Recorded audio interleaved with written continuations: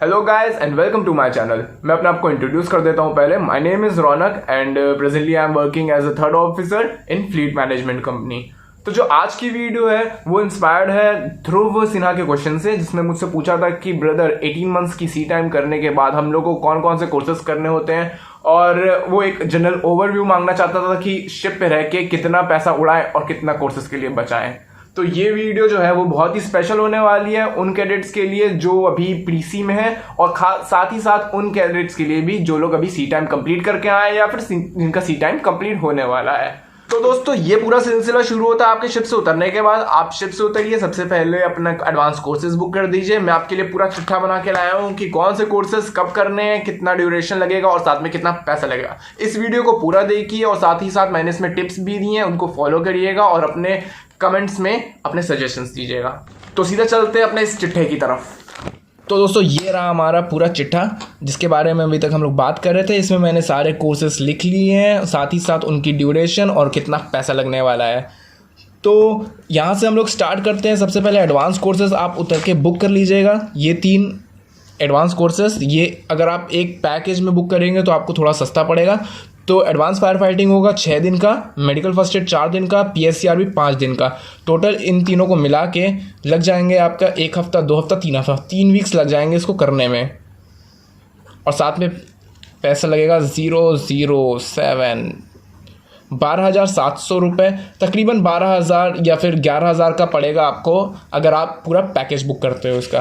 फिर अगला आप करो ROC, ARPA और ECDIS। ये 3 का एक और पैकेज होता है। ROC होगा आपका 2 वीक्स का, ARPA कोर्स होगा 1 वीक का, ECDIS 3 डेज़ का। ROC 9,000, ARPA 6,000, ECDIS 10,000। तो इसका टोटल करके 25,000। तो 25,000 में आप ROC, ARPA और ECDIS कर सकते हो। आपको मैं एक टिप दे देता हूँ कि कई इंस्टीट्यूट होते हैं, अगर आपने प्रीसी वहीं से किया है तो आपको ECDIS में वो थोड़ा डिस्काउंट कर देते हैं। तो उसके बाद अब हम लोग आते हैं नीचे GMDSS में। भाई ये सबसे ख़तरनाक कोर्स होता है और 2 वीक्स का कोर्स होता है। इसमें 30,000 आपकी फ़ीस लगेगी। GOC की जो फ़ीस होती है एग्जामिनेशन की वो इसमें इंक्लूडेड ही होती है, 30,000 में इंक्लूडेड ही होगी।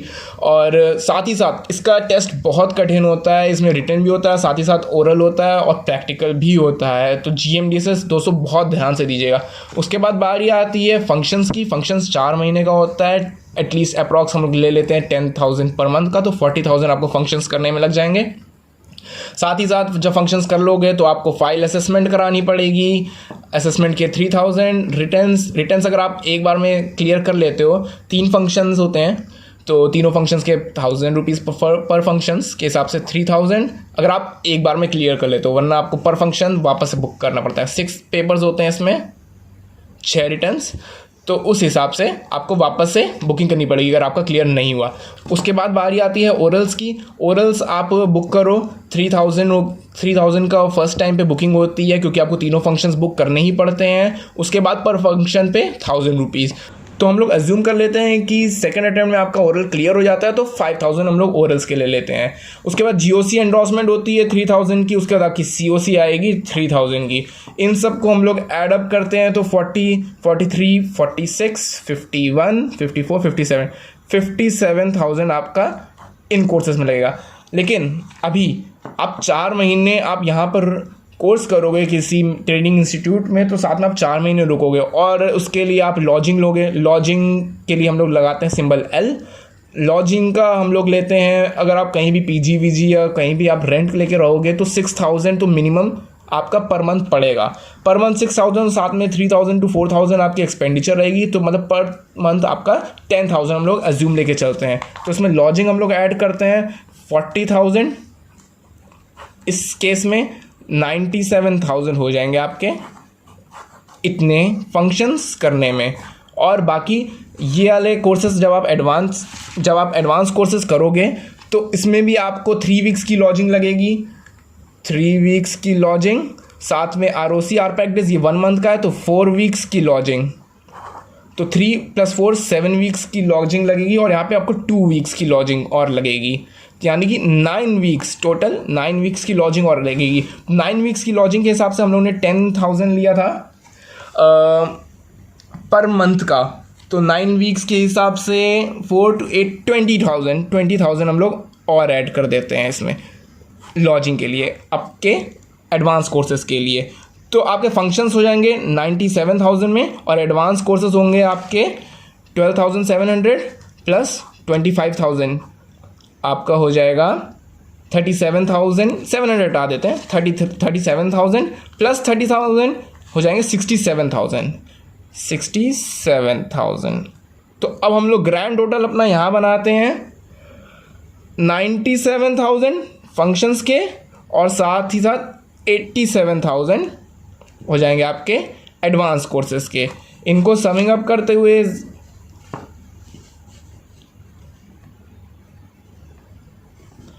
वही 1,84,000 बन रहे हैं आपके। और उसके बाद ट्रैवलिंग और अदर एक्सपेंसेस मिला मिलू के आपके अप्रॉक्स 2 लाख रुपीज़ लग ही जाएंगे आपके कैडेटशिप कंप्लीट करने के बाद और कोर्सेज और सब कुछ कंप्लीट करने तक। ये तो जनरल मैंने आपको बताया है, इतना ये जनरल लगेगा। उसके बाद अगर आप केमिकल टैंकर या गैस टैंकर के में जाते हैं तो उसके बाद आपको अलग से कोर्सेज करने पड़ेंगे। कौन कौन से कोर्सेज आपको केमको करना पड़ेगा, साथ में गैसको, टैस्को, एज रिक्वायर्ड आपको ये 3 कोर्सेज करने पड़ेंगे। इसके बाद आई गेस ये पर कोर्स 15,000 का होता है, I am not pretty sure. लेकिन उसके बाद आपको इनकी डीसी बनवानी पड़ेगी, तो उसमें भी आपका काफ़ी खर्चा आएगा। हम लोग ये सब को इंक्लूड नहीं कर रहे हैं, हम लोग सिर्फ एक जनरल टर्म में जो हम लोग ने लिया था अपना चिट्ठा, तो उसमें जो एक बल्क कैरियर या फिर कंटेनर वाले बंदे को लगेगा वो हो जाएगा 2 लाख अप्रॉक्स। तो दोस्तों इस वीडियो के थ्रू आपको पता ही चल गया होगा कि आपको कौन कौन से कोर्सेज करने हैं और आपको अपनी कैडेट की स्टाइपेंड में से कितना पैसा बचाना है इन कोर्सेज को करने के लिए। ये बहुत मुश्किल होता है कैडेट के लिए एडजस्ट करना। एक तो स्टाइपेंड कितनी कम होती है, मेरी भी कम ही थी, और ऊपर से सेविंग्स करना उस समय बहुत मुश्किल होता है। तो मेरे कैडेट फ्रेंड्स को मैं एडवाइस देना चाहूँगा कि ऐसा बिल्कुल मत करना कि थोड़ी एक्स्ट्रा सेविंग्स करने के लिए आप बिल्कुल शोर लीव नहीं जा रहे हो, बॉन्ड स्टोर से कुछ नहीं ले रहे हो, कैश एडवांस नहीं ले रहे हो। आप लोग अपने आप को रिफ्रेश रखो, शोर लीव पर जाओ, बहुत बहुत बहुत इंपॉर्टेंट है शोर लीव पर जाना, अपने आप को रिफ्रेश रखना। साथ ही साथ अपने लिए शॉपिंग करिए, अपने घर वालों के लिए शॉपिंग करिए। मेरे रशियन कैप्टन थे, ही यूज्ड टू से कि you should never give a second thought if you want to spend on yourself. तो मेरी ये एडवाइस रहेगी कि प्लीज़ अपने आप को रिफ्रेश रखना, बिल्कुल भी स्ट्रेस्ड आउट मत होना। काम बहुत होता है कैडेट के लिए, लेकिन एकदम चिल रहना और खर्च करते रहना साथ में। मतलब you should keep a balance कि आपकी सेविंग कितनी हो रही है, आपके खर्चे कितने हो रहे हैं। थोड़ा एक माइंड सेटअप करना, थोड़ा आगे की सोचना कि साइन ऑफ तक या फिर अगला सेकंड शिफ्ट जो होगा तो उतना आप इन कोर्सेज को करने के लिए सेव कर सकते हो। तो अगर आपको ये वीडियो पसंद आई हो तो प्लीज़ लाइक कर दीजिएगा, सब्सक्राइब कर दीजिएगा मेरे चैनल को, और अपने दोस्तों और ग्रुप्स में शेयर कर दीजिएगा जिनको आपको लगता है कि इस वीडियो की ज़रूरत हो सकती है, जो लोग जाने वाले हैं शिप पे या फिर जो अभी ट्रेनिंग इंस्टीट्यूट में है। साथ ही साथ दोस्तों बेल आइकन को प्रेस कर दीजिए ताकि मेरी आने वाली सारी वीडियोज़ का अपडेट आप लोगों को मिलता रहे इसी तरह। और मेरी अगली वीडियो इसी वीक में आने वाली है, टॉपिक अभी नहीं बताऊंगा, आप बेल आइकन को प्रेस करिए, आप जब वीडियो देखेंगे तो आपको खुद ही पता चलेगा। और सबसे इंपॉर्टेंट चीज़, प्लीज़ नीचे कमेंट बॉक्स में अपने सजेशंस पोस्ट कर दीजिए कि आपको नेक्स्ट कौन सी वीडियो चाहिए, तो मैं उस टॉपिक को लेके अगली वीडियोस बना सकता हूँ। Thank you and please subscribe to my channel.